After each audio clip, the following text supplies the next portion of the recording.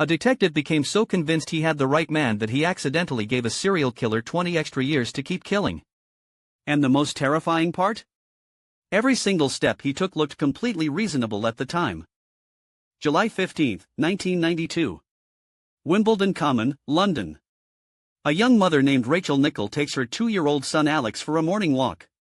Minutes later, a stranger attacks her in broad daylight, stabs her 49 times, and vanishes into the trees. Her little boy is found clinging to her body. The case shocks Britain to its core. Scotland Yard is under enormous pressure to find the killer fast.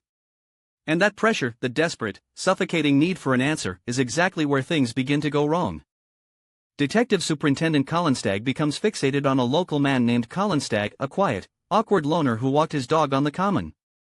A witness puts someone matching his description near the scene. That's enough to light the fuse. But the evidence against Stagg is almost non-existent. So police do something extraordinary. They bring in a criminal psychologist named Paul Britton and design what they call a covert operation. They create a fictional woman and undercover officer to befriend Stagg, seduce him, and get him to confess.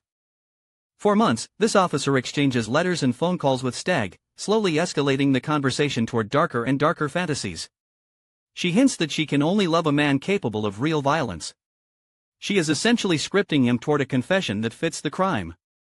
But that's not even the strangest part. Stagg never confesses. Not once. He tries desperately to match what this woman seems to want, but he cannot produce the specific details of Rachel's murder because he simply does not know them. The operation fails completely. Police charge him anyway. In 1994, the judge throws the case out, calling the police tactics an attempt to incriminate a suspect by deceptive conduct of the grossest kind. Colin Stagg walks free. But the damage is done, because for the next decade, police still privately believe they got the right man. This is where neuroscience gives us something chilling. Confirmation bias, the brain's hardwired tendency to seek out information that supports what it already believes and ignore everything that doesn't feel like bias from the inside. It feels like clarity.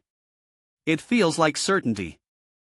While police remain anchored to the wrong man, a real killer named Robert Napper was living just miles away. Napper was already known to police. A woman had reported him for rape. His own mother had warned authorities he was dangerous. He had been questioned in connection with a series of rapes across South London. Every signal was there. In 1993, while the Stagg operation was still running, Napper murdered Samantha Bissett and her 4-year-old daughter Jasmine in their flat. The brutality of the crime bore unmistakable similarities to Rachel's murder. The forensic links were eventually found. But not for years. It wasn't until 2002 that a microscopic DNA sample from Rachel's murder was finally matched to Robert Napper. And it wasn't until 2008, 16 years after Rachel died, that Napper stood in court and pleaded guilty to her manslaughter on the grounds of diminished responsibility. Colin Stagg received a formal apology and compensation. He had lost years of his life, his reputation, and his sense of safety, all because a system built to find truth had bent itself around a single man's certainty. The Rachel Nichol case became a landmark that changed how Britain handles covert operations, psychological profiling, and the rules of evidence. But the deeper lesson is ancient and brutal. The most dangerous moment in any investigation is when someone stops asking questions and starts looking for proof. Subscribe if this kind of story keeps you up at night, and tell me in the comments, do you think the detective was a villain, a victim of his own mind, or something far more complicated than either?